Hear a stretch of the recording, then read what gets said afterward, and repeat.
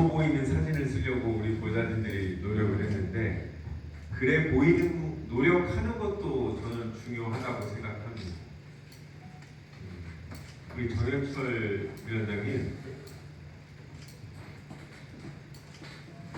무슨 차를 타세요?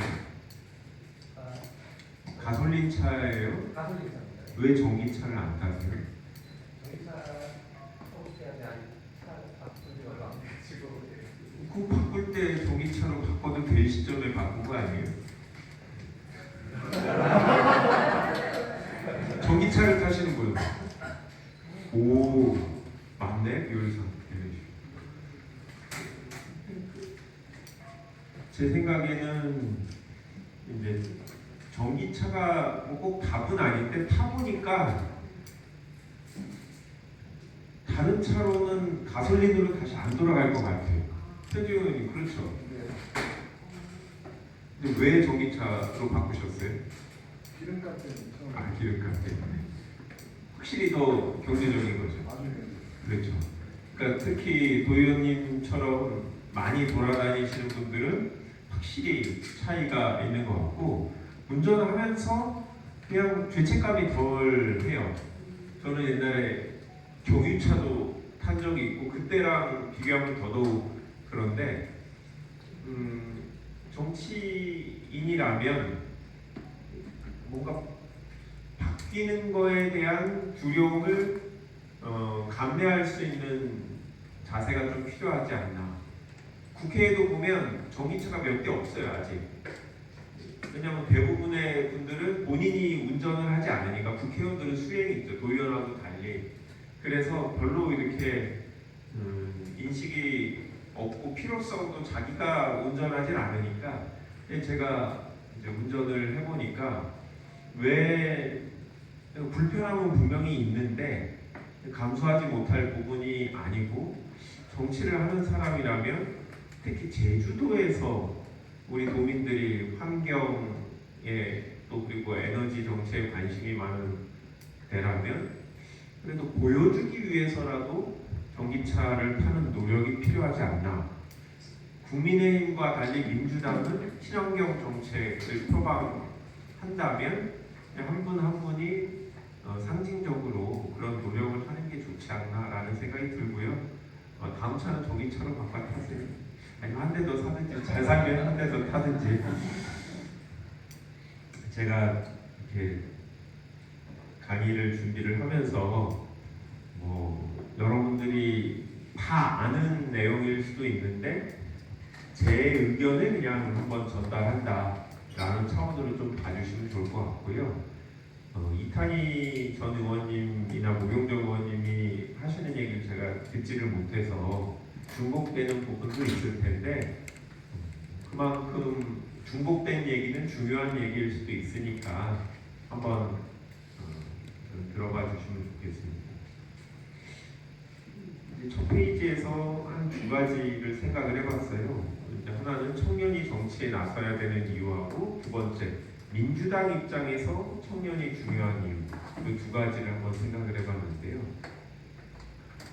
며칠 전에 중앙일보의 조기동이라는 분이 글을 썼어요.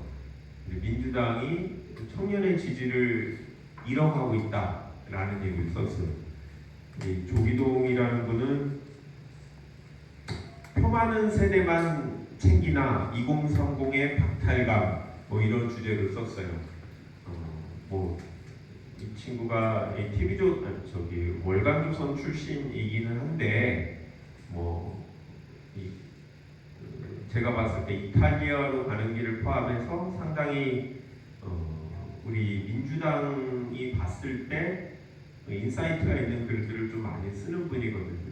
약간 보수 성향으로 보이는 부분이기도 한데 근데 이 글은 되게 맞다고 생각했어요. 2020년도만 해도 민주당이 청년층에 대한 지지가 되게 높았어요. 20대들한테 민주당이 물어보면 50% 정도가 민주당에 호감이 있다라고 했는데 최근에 조사한 거 보니까 한 30% 초반으로 확 떨어졌어요.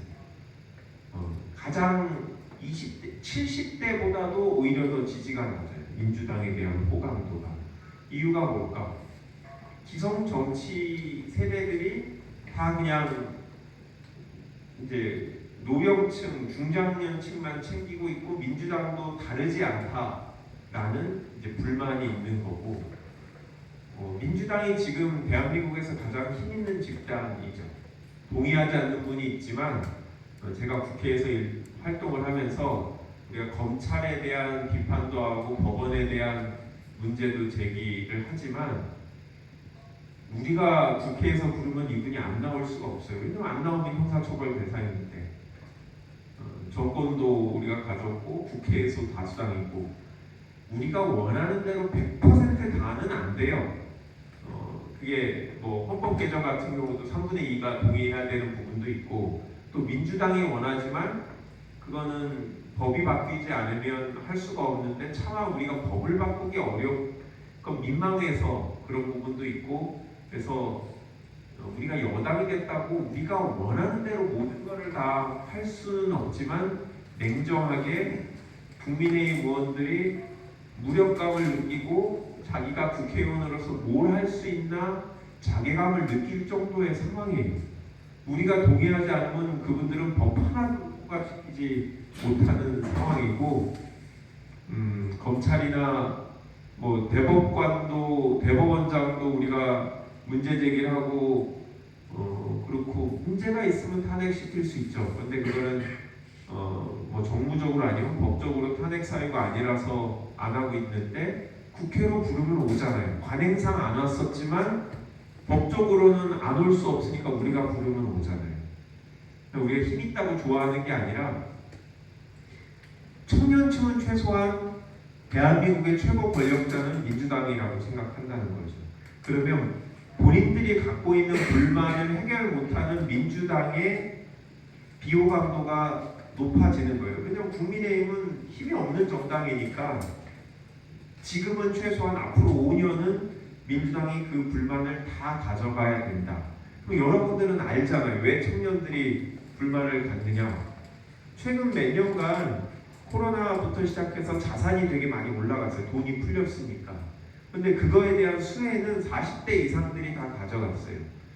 집을 샀거나 아니면 자산을 투자했거나 결국 이거에 대한 수익은 다 이제 기성세대들이 갖고 있고 지금 민주당이 추진하는 정책들 예를 들면 뭐 기초연금 늘리는 거, 그 다음에 정년 연장하는 거, 그리고 명확하게 아직 당의 정책은 아니지만 종부세라든지 상속증여세를 완화하는 거, 이 부분은 다 민주당의 주요 지지층인 50대의 플러스 마이너스 10년들이 되게 좋아하는 정책이죠. 민주당이 또 잘하는 정책이기도 하고. 왜? 현실 정치인의 대부분이 50대죠. 50대 중반이잖아요. 평균 나이가. 아니죠. 거의 50대 후반이잖아요. 국회의원들은. 그러니까 우리 당사자 정치를 민주당은 하고 있는 거예요. 민주당의 가장 강력한 지지층이 50대입니다. 그래서 저는 정치하기가 너무 편해요. 왜? 친구들이 다 지지해 주니까. 저를 좋아해서가 아니라 그냥 50대 초반들은 민주당에 대한 열성적인 지지자들이에요. 50대 후반까지. 그리고 40대 중반도 그렇고 30대 중반부터 확 꺾이죠. 그런데 30대 초반의 정치인들은 거의 없잖아요. 얼마 전에 저랑 같이 이제 제주도에 왔었던 분들 중에 안 온 분이 있는데 전용기 의원 그날 못 오게 됐는데 전용기 의원이 몇 년생인지 아세요? 91년생이죠. 전용기 의원이 거의 한계인 것 같아요. 민주당 지지층에. 그러니까 거의 80년대생까지가 민주당 지지층은 90년대부터 확 떨어지죠. 왜? 본인들의 이익을 대변할 사람이 정치권에 없잖아요. 최소한 되든 안 되든 얘기라도 해줘야 되는데 미안한 얘기인데 우리 전용기 의원이 청년 이야기 안 해요. 잘. 청년위원장이긴 했는데 왜? 본인이 지역 비례로 들어와서 지역구에 출마를 하니까 그 지역에서는 혹시 나이가 어려서 너무 청년 얘기만 하지 않을까라는 두려움이 있기 때문에 의도적으로 청년 얘기를 더 안 하고 지역구 준비를 했던 거죠. 새로운 지역으로 나와서 출마를 했으니까. 근데 바로 옆에 옆 지역구가 이준석 의원이잖아요. 동탄. 이준석 의원은 전략적으로 동탄을 찾아갔고 거기는 평균 나이가 35세예요. 동탄 자체가. 그러면 이준석 의원이 얘기하는 거는 국회에서 통과 안 돼요. 힘이 없으니까. 하지만 줄곧 계속 얘기하는 거예요. 젊은 세대들 그리고 정책 자체가 신혼 초 아이가 아주 어린 사람들에 대한 얘기를 해요. 그게 지역구 정책이기도 하고 이준석은 미래를 보는 거죠. 이 친구들이 40대가 되고 45세가 됐을 때 자기의 지지층이 늘어난다라는 생각으로. 근데 우리 당 젊은 정치인들은 미안하지만 우리 당의 주요 지지층의 사랑을 받아야 공천을 받잖아요. 그러니까 50대가 좋아하는 얘기들만 얘기를 하는 거예요. 청년 정치인들이. 현실적인 문제가 있지만 당의 미래를 위해서는 안 좋은 거죠. 누군가는 청년 얘기를 계속 해줘야 되고 여기 있는 분들 중에 젊은 전용기, 모경종 이런 분들이 당을 위해서 본인들한테는 손해가 가더라도 청년 이야기를 해줬으면 좋겠는데 우리가 그거에 대해서 반대급부를 제시를 못하는 거죠. 네가 좀 손해 보더라도 공천은 무조건 받을 수 있게 해줄게 라든지 그런 약속을 안 해주기 때문에 이런 문제가 생기는 건데요.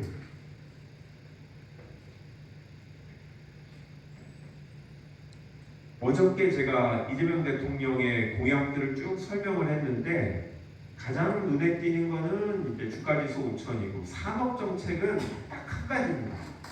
무조건 AI.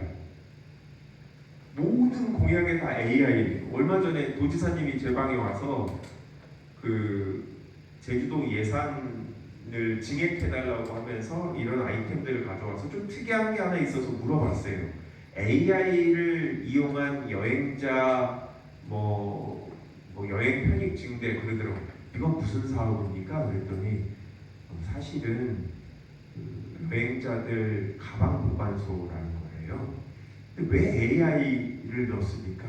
일단 AI가 넣어야 예산이 통과되고 AI를 이용해서 예를 들어서 무슨 여행자들한테 관광지 추천 이런 거 본인의 어떤 성향이라든지 이런 걸 드러내면 그런 예산이 편성되게 그런 사업도 같이 하기는 하는데 실질적으로는 어제 칠성통에도 제가 그 칠성로 행사 갔더니 여행자 센터가 생겼는데 그 중에 큰 공간은 그 관광객들이 들고 다니는 캐리어 보관하는 공간이거든요. 실제로 필요해요.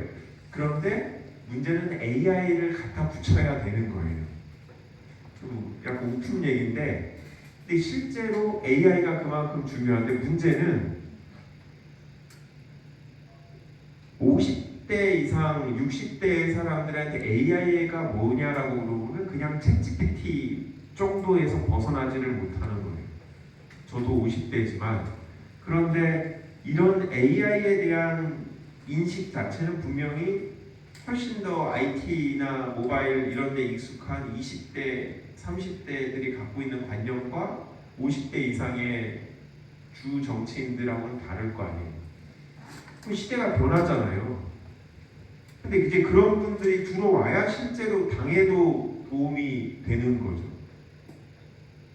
그런데 우리 당에서는 압도적으로 그런 논의가 잘 안 돼요. 그러니까 국민연금 개편안이 있죠. 저도 국민연금이 당장 고갈될 거라는 주장 자체를 잘 믿지를 않아요. 문재인 대통령하고도 한번 예전 정부 때 얘기했지만 그거는 너무 먼 미래의 일이라 그 사이에 예를 들어서 최근에 국민연금이 주식 투자를 되게 잘했어요. 주식 투자 1% 올리면 국민연금이 5년 내지 6년 그 적자 전환 시기가 늘어나요. 그러니까 앞으로 어떻게 될지는 2050년에 어떻게 될지는 현재 잘 모르는 일인데 그걸 갖고 공격을 하죠. 이준석 의원과 젊은 국민의힘 정치인들이. 근데 일견 공감이 되는 부분도 있거든요. 불안함이 있고 우리 젊은 친구들이 연금을 다 내는데 우리가 나이 들어서 막상 받을 때쯤 되면 연금을 못 받거나 아니면 연금이 구조조정돼서 지금보다 훨씬 덜 줄 가능성이 있죠. 근데 우리 당내에서는 그런 비판이 없어요. 왜냐? 복지위의 압도적인 다수들은 50대 의원들이고 그런 정치인 그런 주장을 하면 이준석 주장에 동조하느냐라고 딱 쳐버리면 더 이상 얘기를 못해요. 우리 당 분위기가 그렇거든요. 근데 저는 그렇지 않다고 생각해요. 우리가 그 사람들의 주장을 반영해낼 수 있는 정치인들이 훨씬 더 많은데 왜 자꾸 청년 주장을 하면 이준석과 같은 얘기를 한다고 하면서 정파적으로 우리가 수용을 안 하는지 모르겠어요.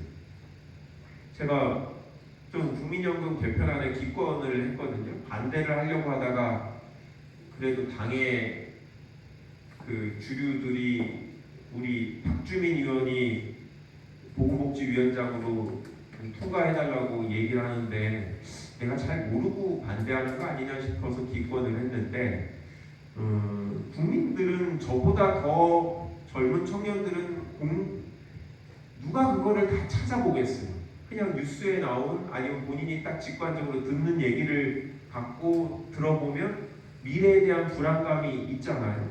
근데 왜 그런 주장을 우리는 니네들이 공부를 해보면 알아.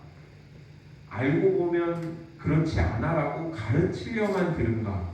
민주당의 죄송하지만 민주당의 주류는 586 운동권들이라 이분들은 학교 다닐 때 군사정권 시대에서 권위주의 정권에 핍박받는 우리 민중들이 이런 지배 세력의 이 정치 이데올로기를 잘 몰라서 그러는 거다라고 하고 계몽을 하는데 앞장섰던 분이에요. 그 당시에는 대학생들이 많지 않으니까 우리 같은 대학생들이 국민들을 계몽하고 선도해서 민주주의의 중요성을 알려야 된다라는 방식으로 20살 때부터 학생운동을 했고 민주주의가 달성된 이후에도 죄송하지만 저는 그 태도를 바꾸지 않아서 우리 당원이나 국민들을 개봉해야 되는 대상으로 생각하시는 분이 좀 많다고 생각해요. 그거에 대한 반작용으로 요즘 당원 주권이라는 얘기가 나오고 국민들 수준으로 이해하는 그 눈높이에서 정치를 해야 된다라고 얘기를 하는데 근데 저도 기본적으로 대학을 나오고 소위 말하는 엘리트 코스를 겪었기 때문에 저 스스로도 자꾸 빠지는 오류가 공부해보면 다른 판단을 한다라고 얘기를 하는데 우리 정청래 당대표님이 얘기하신 이성은 감성을 이길 수 없다. 현실 대중정치에서는 그렇거든요.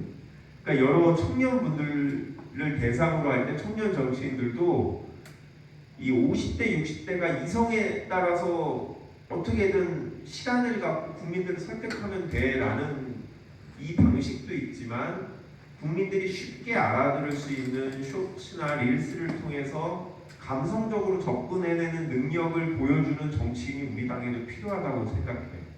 근데 그게 50대인 저도 해보고 싶은데 되게 어려워요. 저는 여기 50대도 계시고 그렇지만 40대, 50대들도 의도적으로 20, 30대 민주당의 지지층이 아닌 분들을 대상으로 이성적인 접근이 아니라 감성적으로 설득해낼 수 있는 능력을 배양하셔야 되고 그게 내가 기성 정치인에 대해서 장점이다, 상대적인 장점이다라는 것을 어필하셔야 되는. 제가 만약에 도당위원장으로 여기다 출마자는 아니지만 만약에 제가 누구를 컷오프할 능력이 있고 누구를 올릴 능력이 있다라고 생각하면 저 김한규한테 도움이 되는 게 아니라 좁게는 제주도당에 넓게는 미래 민주당에 도움이 되는 정치인지를 봐야 되는데 제가 할 수 있는 내용 아니면 우리 당의 수많은 50대 도의원들이 할 수 있는 내용을 똑같이 얘기하는 사람에 대해서는 매력을 못 느껴요. 그분 아니어도 할 수 있으니까. 그런데 우리 당에는 그래도 이렇게 젊은 분들이 을지역에 많잖아요. 현지영 의원도 갑지역에 출마하려고 하지만 일단 을지역 이게 그래서 우리 같이 지역에 활동을 했고 을 지역이 압도적으로 젊은 분들이 많죠. 저는 이거 되게 자랑이거든요. 한 분 좀 빠지긴 했지만 그분도 계셨잖아요. 제가 공천하진 않았죠. 그렇긴 한데, 아니 그러니까 이 전부 다 제 성과는 아닌데 우리 제주도에 그나마 45세 이하 4명이 여기뿐이에요. 다 을지역하고 관련된 분들이죠. 근데 이분들이 저는 잘하고 있다고 생각해요. 상대적으로. 그렇기 때문에 앞으로 출마하시는 분들은 꼭 청년 정치인은 아니더라도 기성 정치인과 다른 자기의 장점을 찾아야 되고, 저는 그 중에서 하나 제일 약하고 우리가 못하고 있는 것들은 20, 30대에 대한 지지를 얻어내는 거. 본인이 50대라고 하더라도 20, 30대의 지지를 얻어낼 후보다라고 생각하면 저는 무리하게 해서라도 이분을 당선시키기 위해 노력할 것 같아요. 최소한 저의 한 표를 드린다든지 제가 주변에 도와달라고 부탁을 한다든지 할 것 같아요.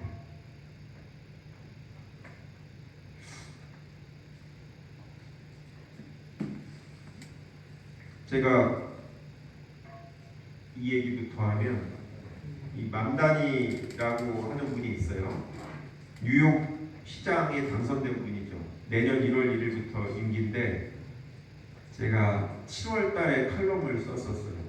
맘다니의 성공 비결. 이제 올 7월에 왜냐면 경선 통과한 직후에 제가 쓴 거예요. 11월에 이분이 선거로 당선되긴 했지만 7월에 주제를 선택한 거 잘한 거 아닌가요?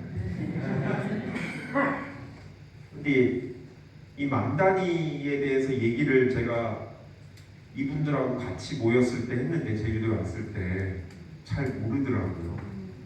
그래서 약간 좀 놀랐는데, 저는 그 알렉산드리아 오카시오 코르테지라고 하는 AOC라고 하는 미국 뉴욕주 하원의원 인스타를 팔로우하고 있거든요.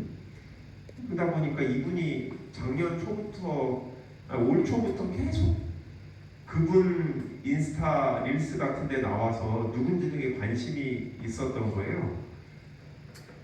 그래서 저는 두 가지, 하나는 이 맘다니의 성공 비결을 이야기할 게 하나가 있고, 두 번째는 저의 자랑인데, 맘다니라는 사람 자체에 대해서 모르고 있다라는 것 자체가 우리 정치가 너무 매일매일 내일 현안에만 신경을 쓰고, 이 젊은 사람이라면 요즘 번역도 다 되는데 세계적인 트렌드가 어떻게 되는지는 챙겨야 되는데 우리 당 정치인들도 그런 거 전혀 못하고 있더라.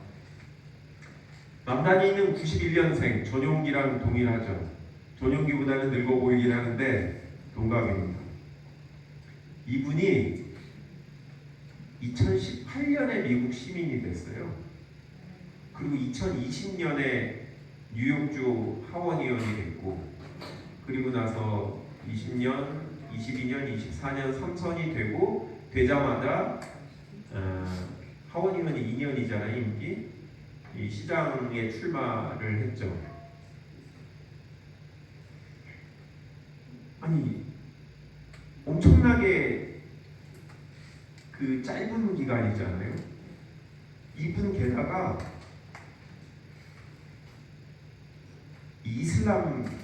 이슬람교입니다. 생긴 거 보면 좀 애매한데 인도계예요. 어머님 아버님 다 인도계죠. 근데 태어나기는 아프리카에서 태어났죠. 아버지가 인도인데 이제 아프리카 이민을 갔었다가 아프리카에서 추방됐어요. 반인도계 정서가 있는 나라여서. 그런데 아버님, 어머님이 다 엄청 유명한 분이긴, 잘 나가는 아버님, 어머님 다 하버드를 나왔고, 아버지는 콜롬비아대 교수고, 어머니는 황금종려상을 받은 이제 영화 감독이죠. 엄청 잘 나가는. 그렇다 치더라도 91년생이 하원의원 한 4년 한 상태에서 유색인종의 이슬람인 사람이 어떻게 당선이 됐을까요? 원인이 뭘까요? 작년 1월에 지지율이 1%였어요. 이 사람이 당선된 것은 오직 청년층 때문입니다. 청년층이 미국 민주당을 열성적으로 지지한 건 2006년도 오바마 당선 이후에 거의 20년 만에 처음이에요. 이 사람 때문에. 이 사람은 민주사회주의자거든요. AOC랑 같은. 그래서 트럼프가 자꾸 공산당이라고 얘기를 하는데 공산당은 아니에요. 근데 왜 제가 이 얘기를 드냐면 하나는 지방선거기 때문에 가능한 면이 있고요. 두 번째는 이 청년들이 뭘 원하는지를 정확하게 캐치를 했고 그걸 공약으로 냈죠. 이분의 공약은 어포더블 뉴욕, 어포더블이 뭐뭐 할 수 있는, 감수할 수 있는, 뭐 우리가 감당할 만한 이란 뜻이거든요. 그러니까 뉴욕의 물가가 너무 비싸고 임대료 때문에 제대로 살기 어려운 뉴욕에 있는 집 없는 임대료로 임차해서 집을 살고 있는 수많은 뉴욕 시민들을 대상으로 공약을 낸 거고 그게 먹힌 거죠. 그래서 렌트료를 인하할 수 있기 위한 다양한 정책들, 그 다음에 버스를 무료화하겠다라는 공약들. 우리가 봤을 때는 별로 그렇게 사회주의자 같지 않아요. 우리 제주도 오영훈 지사님하고 교육감님하고 이제 청년들 다 무료 버스잖아요. 미국 가면 자본주의의 핵심이 심장인 미국에서 보면 사회주의자, 공산주의자라는 얘기가 대한민국에는 무상 급식부터 시작해서 많이 되고 있죠. 근데 이분이 왜 그렇게 청년층의 열광적인 지지를 얻었을까? 이분의 인스타 같은 거를 보시면 상대는 쿠오모라고 되게 유명한 사람이에요. 근데 이제 쿠오모가 하여튼 좀 복잡한데 아버지랑 본인이 뉴욕주 주지사, 시장 말고 뉴욕주를 했던 아주 거물이고, 근데 이제 성비위로 사퇴했다가 시장으로 이제 나온 건데요. 압도적인 자금력에서 밀렸는데 이 사람이 이제 결국 틱톡과 릴스, 인스타, 트위터, 그러니까 X죠, 이런 걸로 선거운동을 해서 극복해 낸 거고, 영상미 있는 쇼츠나 릴스들을 되게 많이 만들었어요. 저도 보면서 베끼려고 노력을 많이 하고 있는데 확실히 이거는 당사자가 그 나이 또래 애기 때문에 그 나이들이 열광할 수 있는 선거운동을 해낸 거죠. 그런데 아무리 그렇다 할지라도 이름도 없는 사람이 릴스 만들면 되겠지 하겠지만 쉽지 않은 거예요. 청년층이라고 무조건 청년 후보를 좋아하지도 않죠. 그러면 여기로 보면 정현철 청년위원장이 제주도에서 청년위원장을 하는데 되게 어렵잖아요. 청년층이 무슨 행사에 오게 하는데 여기 보면 다 저랑 아는 분이잖아요. 그렇잖아요. 여기에 정현철이 한다, 아니면 김한규가 한다고 해서 사람들이 와서 듣지 않잖아요. 그냥 청년들이. 첫 번째, 그분들은 하는 것 자체를 몰라. 이 행사에. 홍보가 안 되는 거죠. 그리고 김한규가 청년층이, 제주도의 청년층이 좋아할 만한 얘기를 한다고 인식을 안 하는 거죠. 저는 한다고 노력하지만 그분들이 들을 때는 그냥 다 맨날 누구나 했던 얘기 실현되지 않은 내용, 이런 거죠. 여기에 있는 분들이 예를 들어 비례에 출마하신 분이 있다고 하면 뭐 지역구도 계시겠지만 요번에 당원 당규를 바꿔서 과거에는 상무위원들이 뽑았는데 이제는 당원들이 뽑는 방식으로 바꾸겠다는 게 정청래 당 대표님의 공약이거든요. 당원 주권이라 시대의 흐름이라 그렇게 갈 것 같은데 문제는 상무위원이면 그분들한테 한 명 한 명 찾아가서 자기가 어떤 사람인지 홍보할 수 있는 기회가 있는데 당원은 누가 당원인지도 모르고 찾기가 되게 어려워요. 그렇다고 하면 훨씬 더 선거운동이 어려워지고 훨씬 더 홍보 능력의 차이가 많이 드러날 거예요.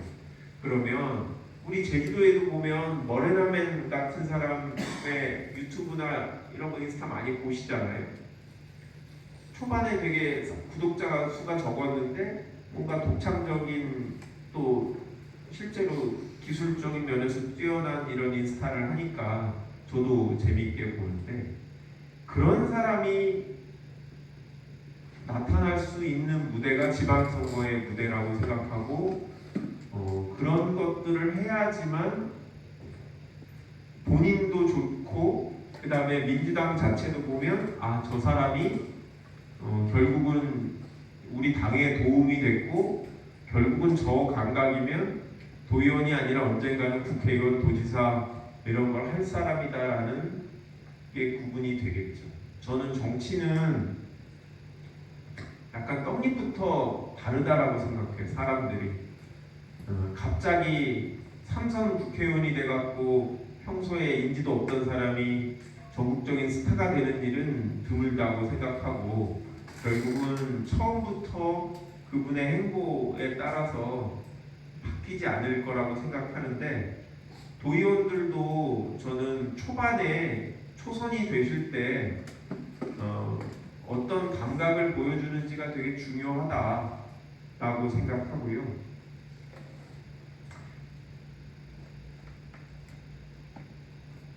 저는 국회의원하고 광역지자체장이 바뀌었다고 세대교체라고 생각하지 않아요.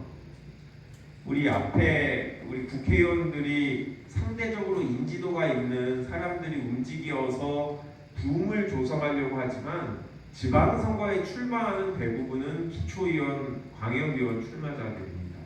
결국은 이 흐름을 이어가서 어떻게든 지방선거에서 전체적으로 젊은 분위기가 조성돼야 된다고 생각하는데요. 아쉬움이 있어요. 예를 들어서 우리 구자에 김경학 의장님이 도의원으로 출마하지 않으실 거 아니에요? 내년에? 할 수도 있죠. 뭐 도의장을 했다고 해서 출마 못하는 건 아니니까 전국적으로 보면 시의회 의장에다가 구의회 의장마다 또 출마하는 분들 많아요. 네. 제가 강남구에 있었는데 7선도 있었어요. 구의원. 그런데 김경학 의장님이 3선을 하면서 이제 의정 생활을 하시면 그 빈자리는 왜 청년이 아무도 도전을 안 해요? 아니 우리가 지금 초선 의원들 재선 3선이 있는데 이분들이 그대로 다시 다 당선되면 평균 연령은 4년 전보다 4살이 올라가는 거잖아요. 그러면 이 평균 연령을 유지하려고만 해도 나가시는 분보다 훨씬 젊은 분들이 채워줘야 이 평균 연령이 유지가 되는 거거든요. 근데 지금 평균 연령도 되게 높잖아요. 이걸 낮춰야 되는데 왜 청년들은 도전을 안 해요? 왜 거기에는 도전을 안 할까요? 물론 이제 정현철 의원은 내가 구자에만 살았어도 내가 구자에 나갔을 텐데 할 수 있죠. 실제로 그런 이 조건이 안 맞아서 그럴 수는 있는데 저는 도당위원장으로서 우리 라인업이라고 할 수 있죠. 여기를 전체를 다 후보를 딱 채워서 가는데 청년, 중년, 장년, 노령 이런 사람이 다양하게 이렇게 섞여야 돼요. 제 입장에서도. 그래야 청년층한테도 그리고 민주당의 주류는 50대인데 50대 후보를 빼고 다 청년으로 채울 수는 없어요. 그런데 청년층이 너무 적다. 아니 서귀포의 청년은 누가 대변할 겁니까? 현주 의원이 성산으로 안 나오잖아요. 네? 청년 서귀포 대변을 안 하신대잖아요. 현주 의원이 있으면 제주시 쪽은 이렇게 대변할 수 있는 사람이 여러 있잖아요. 이런 것들이 저로서는 되게 걱정이고 죄송하지만 제가 잘 못한 거죠. 1년 동안 이 골고루 청년 정치인을 육성을 해서 나가도록 제가 설득도 하고 권장도 하고 해야 되는데 아직 시간이 남아서 지역구가 아니더라도 어차피 청년과 여성은 할당이 있어서 제가 채워야 될 의무가 있어서 청년들이 용기를 갖고 도전하기를. 왜냐면 출마한다고 해서 되는 것도 아니잖아요. 근데 청년들이 많이 나와야 된다라고 저는 생각하고, 저는 지금은 저도 잘 못하고 있는데 개인적으로 어떻게든 내가 이준석만큼 청년에서 지지를 받는 정치, 그 이상의 지지를 받는 정치인이 되는 게 저는 목표예요. 다른 목표보다도. 그래서 지금은 제 앞가림도 잘 못하고 있어서 이것저것 그냥 주어진 일을 하고 있는데, 이제 저도 중장기 전략을 세우면서 청년은 어떻게든, 내가 청년의 나이는 아니지만 꼭 청년을 대변하는 게 청년처럼 형형색색의 옷을 입고 다니는 걸 청년들이 지지한다고 생각하지는 않아요. 그래서 미국과 같은 경우에도 보면 갑자기 무소속 상원의원 이름이 갑자기 기억이 안 난다. 미국의 누구죠? 민주사회주의자 또 한 분 계시잖아요. 70대인데 청년의 지지를 받잖아요. 그래서 여기서 지역에서 출마하시든 아니면 비례로 나오시든 청년이 많이 도전하고, 본인이 청년이 아니더라도 청년의 이야기를 해야 된다. 왜냐하면 그분들은 민주당을 지지하지 않고 있거나 아니면 그 지지도가 아주 그 강도가 약하기 때문에 언제든지 뺏어올 수 있는 그 약간 블루오션 같은 데라고 생각해요. 그리고 어제 혹시 그 FGI 내용 들으셨는지 모르겠지만 청년을 제외한 기성세대들은 정당을 안 바꿉니다. 스윙 보토가 거의 없다라는 게 어제 발표하신 대표님의 주장이었어요.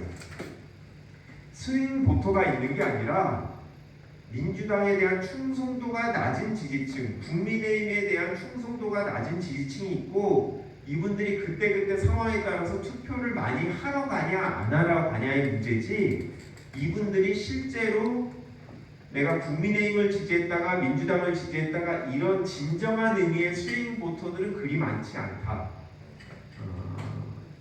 그런데 청년들은 아직 다르다는 거죠.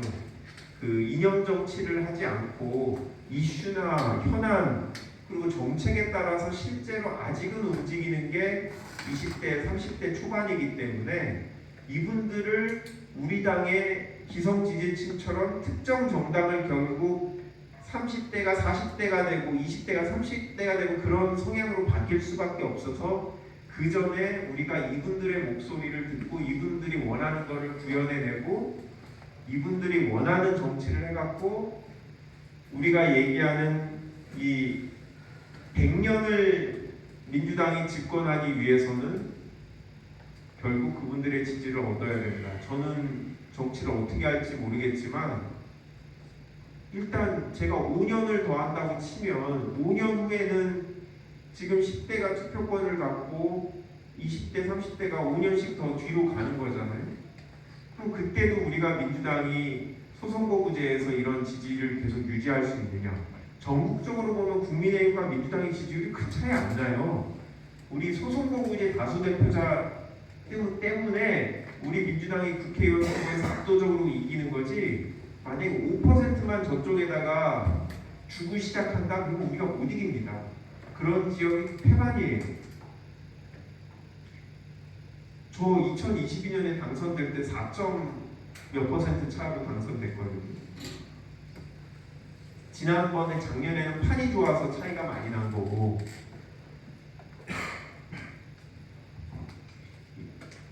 뭔가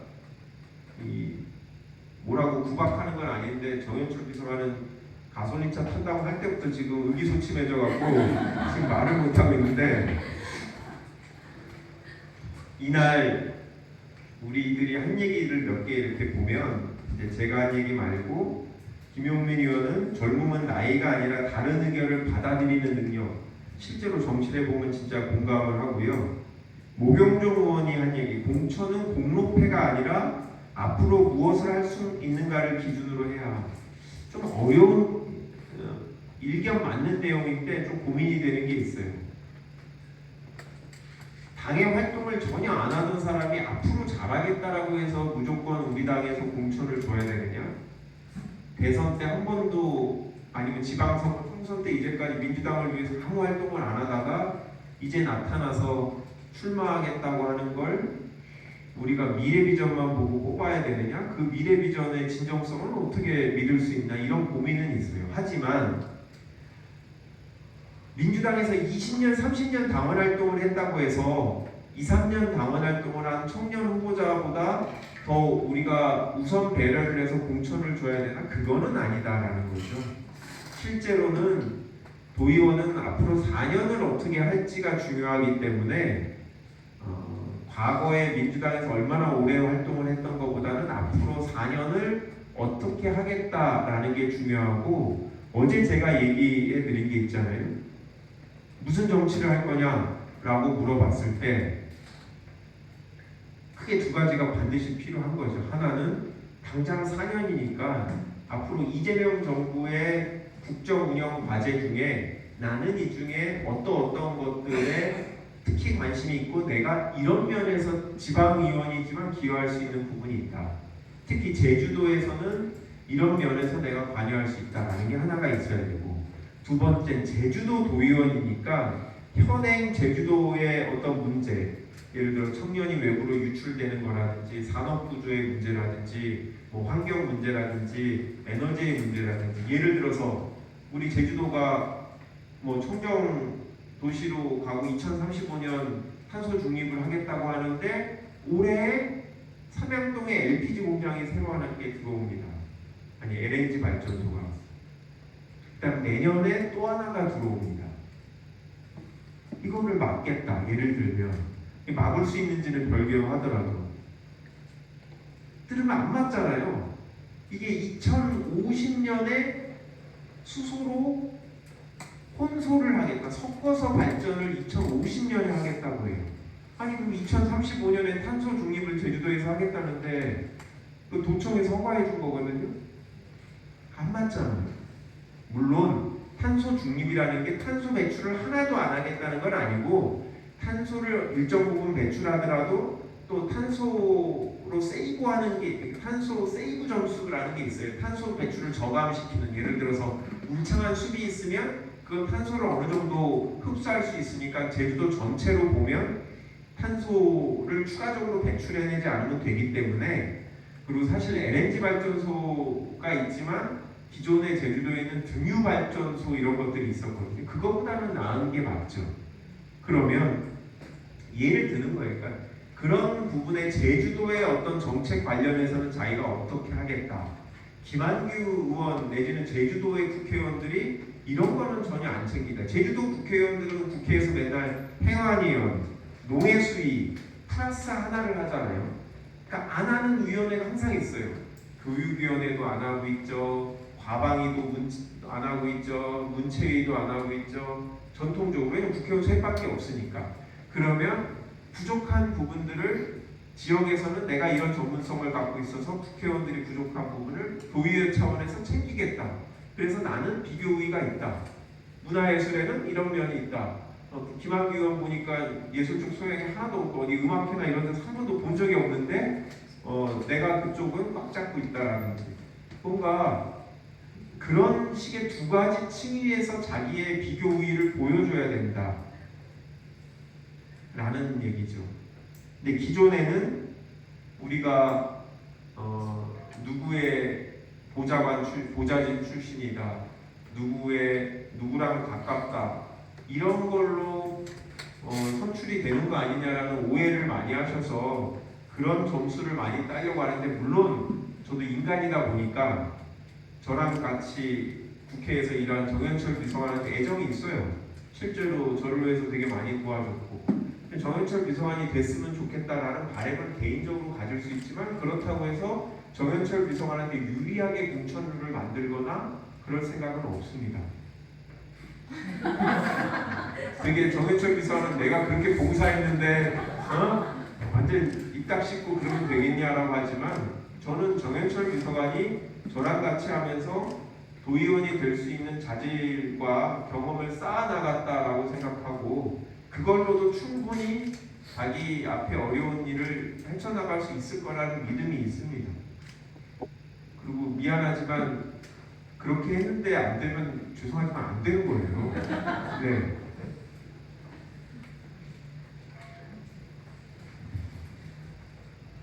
마지막 이제 아까 보여줬던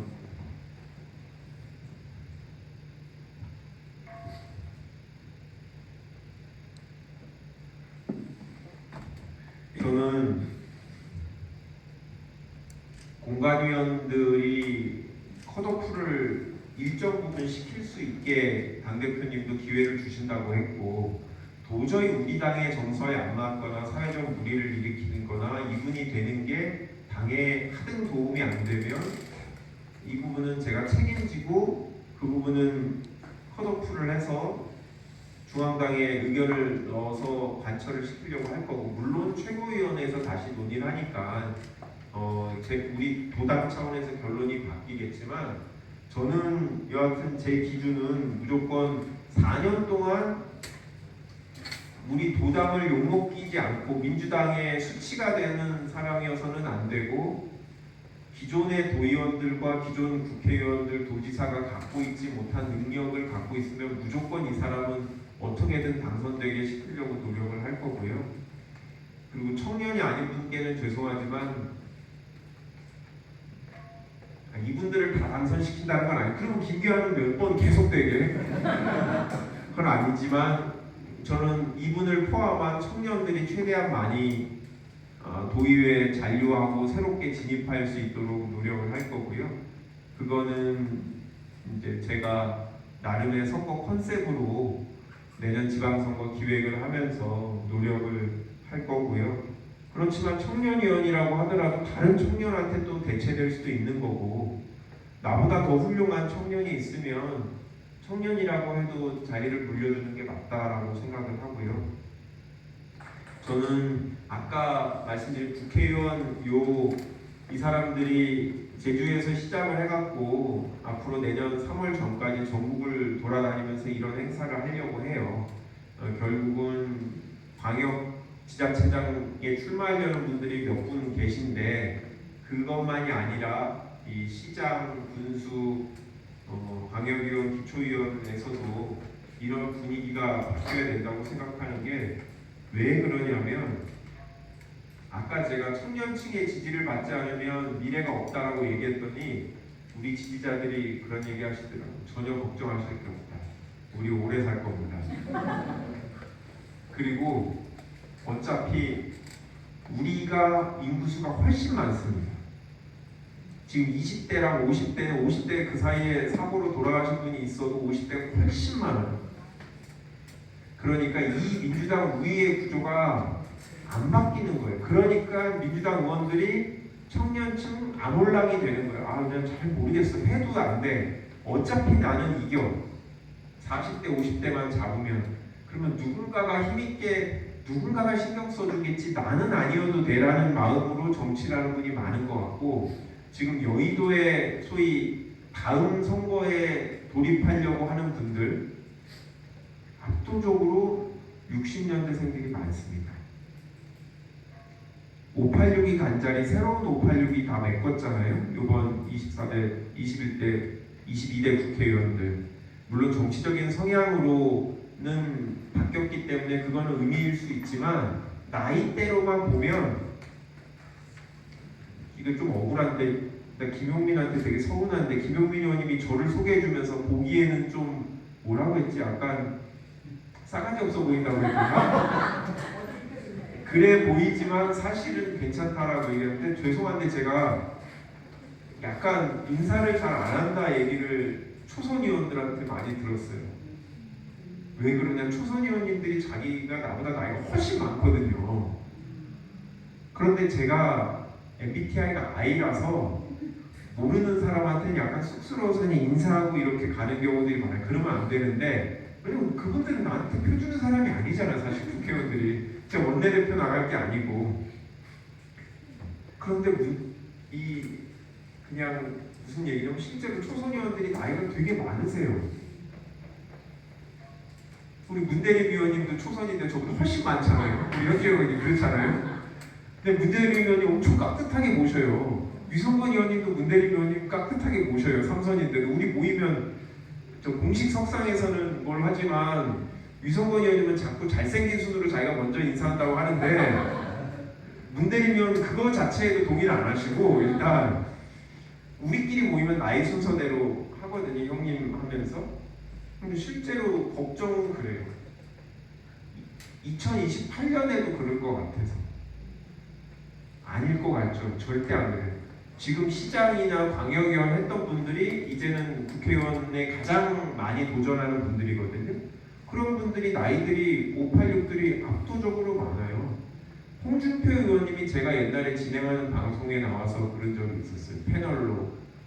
제가 패널을 이철이의 타짜라는 프로그램 홍준표 의원님이 아니 정치인이 장이 열렸는데 장돌배기가 장을 지나치면 되냐고. 무슨 말이냐면 선거를 무조건 나가야지 정치인들이 그런 거예요. 총선 떨어지면 지방선거 시장 나오고 시장 떨어지면 또 총선 나오고 이런 분들이 많은데 그렇게 해서 성공하신 분들이 꽤 많아요. 이 총선들 요번에 보시면. 근데 그게 정치인들 입장에서는 공적인 일을 하고 싶은 거지 꼭 국회의원을 하고 싶은 게 아니기 때문에 그게 문제도 아니에요. 그래서 인위적으로 우리가 이거를 청년을 육성하려고 하지 않으면 586이 빈자리 586이 채운다 라는 게 저는 여의도의 정설이라고 생각합니다. 그래서 제주도라도 저는 내년 지방선거가 약간 이제 뭔가 청년들이 혹하는 내용들을 얘기하고 싶은 거죠. 일단 첫 번째는 라인업 자체가 좀 젊은 사람. 저는 우리 제주도에 선거 공보물이 이런 게 들어갔으면 좋겠어요. 예를 들면 죄송합니다. 청년이 아닌 후보자들께 죄송한데 이런 느낌의 후보들이 많았으면 좋겠어요. 아니더라도 좀 청년처럼 보이게 저 노력하잖아요. 이렇게 사진 찍고 저 청년 아니잖아요.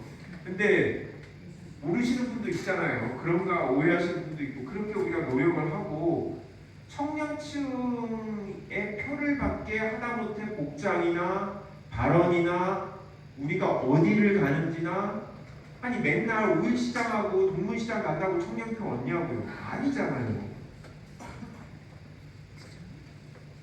근데 우리는 항상 5일 시장에 가서 대선 때도 맨날 5일 시장 앞에서 유세하잖아요.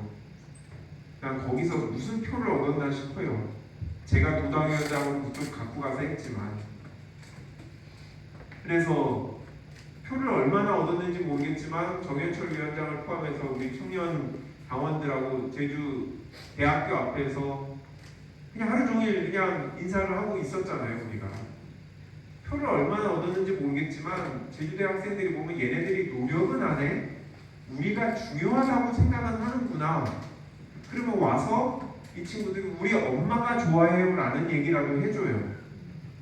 자기가 좋아한다는 얘기 거의 없고 엄마가 좋아해요. 아빠가 좋아하는 것도 없어. 네. 근데 우리가 그런 노력을 하고 내년 지방선거도 마찬가지다. 저는 이 제주도 자체가 제주시 갑 서귀포도 이 청년 정치인들이 많이 들어왔으면 좋겠어요. 그래야 제주도의 과제 중에 제일 특히 저는 제주도가 그렇다고 생각해요. 제주도의 제일 중요한 과제는 청년층이 일하고 싶은 직장이 적다는 거잖아요. 저는 다른 어떤 과제보다 그게 제1과제라고 생각해요.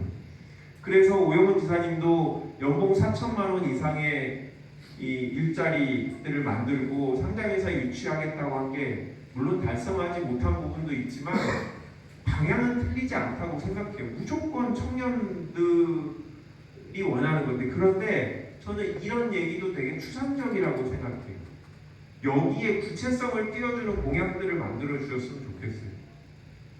그래서 청년들이 구체적으로 아라동에는 청년들이 뭐를 원하는지 그리고 1도 1동, 2도 2동 이런데 그래서 청년들의 삶이 나아졌으면 나아졌다고 강조를 자기의 실적으로 얘기를 하고 아니면 그동안 보고 들은 바를 공약으로 만들어내는데 도움을 주시고 저는 그런데 아직까지 출마하겠다면서 저한테 찾아오신 분들 중에 청년의 관심을 보인 분도 없었고 이 젊은 후보들도 여기 여러 있잖아요. 내가 기성 선배들하고 다른 청년의 소구할 수 있는 매력이 있다라는 걸 어필한 사람도 없었고 내년에는 이 전략으로 가시면 제가 책임지고 청년층은 데려올 수 있습니다 라는 얘기를 하시는 분도 없었던 것 같아요. 지금부터는 우리가 그런 고민을 해보자. 경선에도 도움이 될 수 있고 두 번째 공천을 받을 때도 도움이 될 수 있고 도당에도 기여를 할 수 있고 그렇다. 다시 마지막으로 맘다니는 1%의 지지에서 당선될 때까지 요인은 무조건 청년이었습니다. 청년층 사이에서 회자되고 그러면서 청년들이 투표를 하고 뉴욕시장 이제까지 100만 표 이상을 얻은 첫 당선자였거든요. 그게 평소에 투표 안 하던 청년들이 투표해서 그래요. 미국의 민주당 주류는 클린턴이 대통령이 되고 나서 중도 보수로 확연히 바뀌었거든요. 민주당의 주류는 중도 보수입니다. 맘다니는 미국 민주당 주류의 지지를 받지 않는 사람이에요. 지금도. 클린턴 대통령도 쿠오모를 지지했어요. 경선에서. 그런데 이겼어요. 여러분도 마찬가지. 지금 언더독으로 내가 지역 기반도 없고 이제 시작했는데 여기서 지역 활동 많이 한 사람을 경선에서 이길 수 있냐? 방법은 모아온 당원이 아니라고 생각해요. 모아온 당원은 아시겠지만 자기 안 뽑을 가능성도 되게 많아요. 모아온 당원도 내가 투표하게끔 빌미를 명분을 줘야 투표를 하죠. 모아온 당원이 많으면 선거운동을 하기 쉬워요. 이 사람들한테 잘 보이면 이길 수 있어요. 그런데 이 사람들한테 잘 보이는 것들을 만들어 주셔야 된다는 거죠. 지금까지는 이 사람들을 모으는 데 집중했던 시기고 지금부터 관리하는 것도 중요해요. 하지만 최소한 이분들이 투표할 수 있게 명분을 주는 게 여러분들이 해야 될 일이고 기존의 오영훈, 문대림, 위성권, 김한규 더 가서는 송재호 이런 분들이 못했던 청년 정책들 생각하지 못했던 제주에 특화된 청년 정책이 뭔가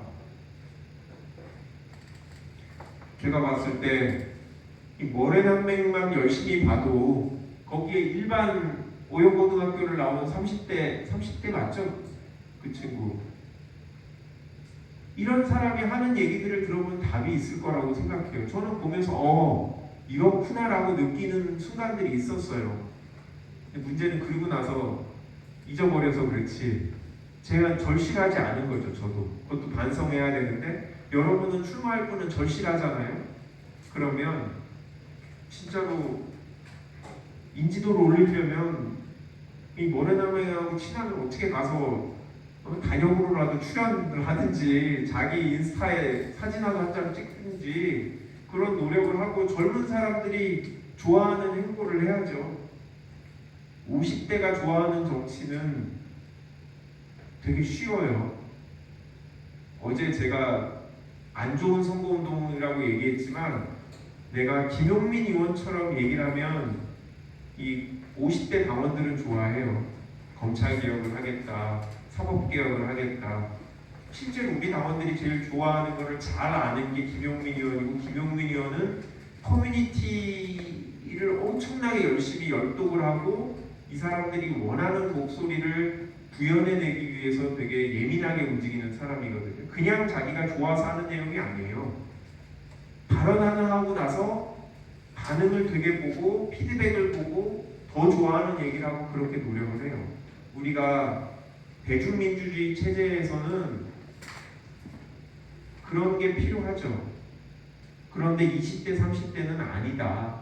그래서 오히려 우리 열성적인 당원들, 50대 당원들이 좋아하는 것들은 찾기도 쉽고, 그런데 문제는 그 얘기는 내가 아니라 경쟁자도 똑같이 하기 때문에 비교 우위가 없어요. 지금부터는 본인의 비교 우위를 찾는 게 청년 정치의 시작이다 라는 생각이고요. 저는 언젠가는 여기에 있는 분, 그러니까 여기만이 아니라 제주도에서 청년을 정치인들 중에 누구한테 교체돼야 되는 운명인 거죠. 저는 제가 저보다 나이 많은 정치인한테 교체되는 거는 굴욕이라고 생각해요. 근데 저보다 당연히 어린 세대한테 교체돼야 된다라는 게 맞다고 생각하고, 그럴 사람이 나오면 원하지 않지만 넘겨줘야 될 수도 있거든요. 시대의 흐름이 그러면. 근데 지금은 죄송한데 위기의식이 없어요. 저는 조 위원장님. 왜냐? 나랑 똑같은 정치를 하거든요. 김한규가 하는 방식과 똑같은, 오히려 더 투박한 정치를 청년들이 하더라. 왜냐? 저는 보좌진이 많잖아요. 나를 도와주는 사람이. 그러니까 훨씬 어렵잖아요. 그러면 김한규하고 저랑 경선을 하는 건 아니지만 기성 정치인하고 차별점이 생기려면 제가 모르는 정서를 반영해내는 정치를 해야지만 됩니다. 제가 그런 분이 있다면 제가 삼고초려로 모셔와서라도 정치인으로 당선되게 할 테니까 그런 모습을 보여주십사 부탁드립니다. 정치인한테 마이크를 갖다 대면 항상 시간을 오버해요. 5분이나 넘었네요. 죄송합니다. 제 강의는 여기서 마치고 질의응답 받겠습니다. 잠깐 포함되시면 이제 질의응답을 좀 하겠는데요. 오늘 이렇게